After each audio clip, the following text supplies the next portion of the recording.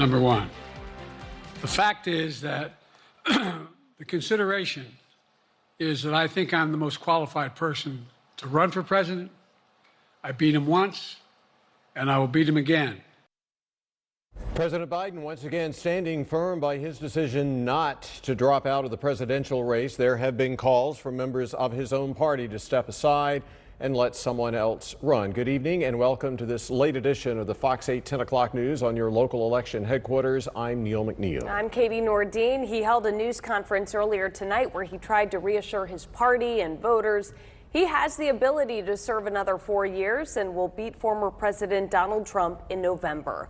Now, local political experts are weighing in on what the president said tonight and what this means for his campaign as we get closer to Election Day. Fox 8's Justin Lundy joins us in the studio right now. So, Justin, what was the reaction of President Biden's performance tonight? Well, the two experts I spoke with had mixed reactions. At the beginning of the president's Q&A with reporters, Biden mistakenly called Vice President Kamala Harris Vice President Trump. But one thing he made clear is that he's staying in the presidential race. Consideration is that I think I'm the most qualified person to run for president. I beat him once, and I will beat him again. During his first press conference since the June 27 presidential debate with former President Donald Trump, President Joe Biden touted the success of the NATO summit and the economy. And when asked if he would consider dropping out of the presidential race, he stood firm. He's not withdrawing. Would you reconsider your decision to stay in the race? No, unless they came back and said, there's no way you can win. Me. No one's saying that. I'm not in this for my legacy. I'm in this to complete the job I started. After the press conference, I spoke with Wake Forest political science professor Nate French, who says though the president stumbled, he was coherent. Or if his administration wanted to display competence, I think he's done that.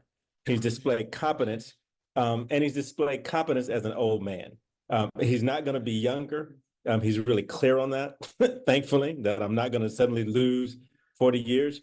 And he seems to be stepping into that space of I'm an older statesman.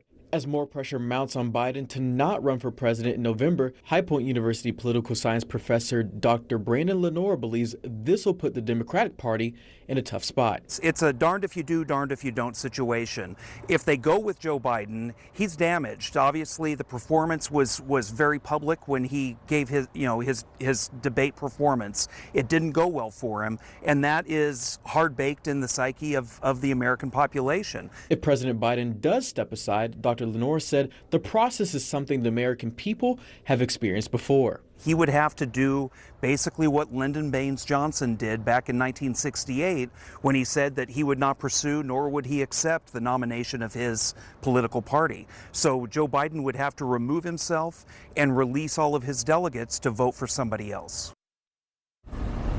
Lenore goes on to say President Biden needs to make a decision to drop out of the race soon because the Republican National Convention starts next Monday, where former President Donald Trump is expected to announce his running mate, and the Democratic National Convention starts August 19th.